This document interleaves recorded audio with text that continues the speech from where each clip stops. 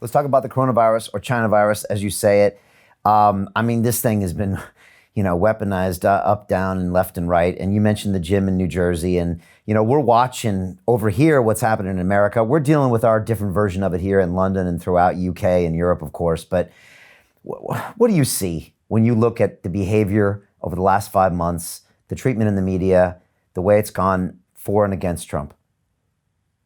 I see a president whose instinct is to respect people and also understand that America at its very core is premised on freedom.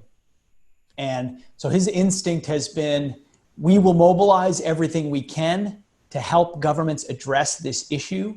But what I don't want to do is tell you that you have to lock down or tell you that you have to wear a mask, especially when the information initially was totally conflicting. We were told not to wear a mask at the beginning. So there's a lot of misinformation. And what he has said, what he has felt, what you can see in the way he's handled it, even encouraging opening up, is I respect you, the citizen, enough to give you allow you to synthesize the information and have your own risk calculation as to whether or not you're willing or you want to open up your own business, whether or not you want to be a patron at that business, and recognize that market forces will dictate. Companies that are safe about how they do it are going to have more people as customers, and those that don't won't. Instead, through a top-down approach where you're locking everybody down, the big guys, the Walmarts and the Targets and the Home Depots, they're doing great. Amazon's doing great. They're wide open. They're operating, no interruption whatsoever.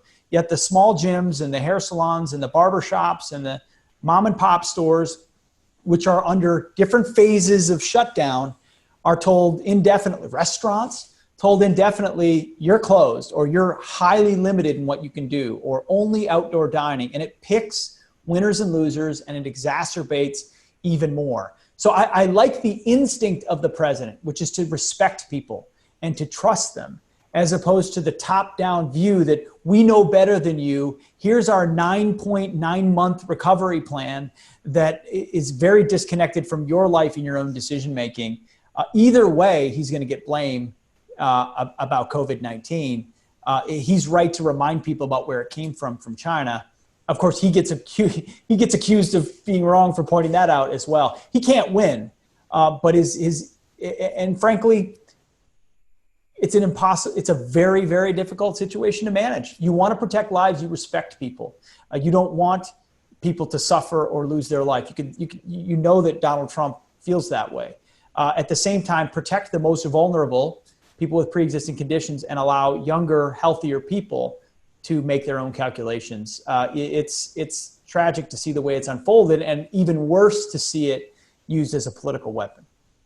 Yeah, it's just, that testing data is weaponized, and it really looks like, the Democrats are using it as a weapon to just shut the economy down, which is like cutting your nose off despite the face. Yeah, and then up unemployment insurance time and time again, creating a disincentive to go back to work. And when do you pull it back? How do you pull it back? I mean, it all feels like an attempt to continue to grow government, grow dependency.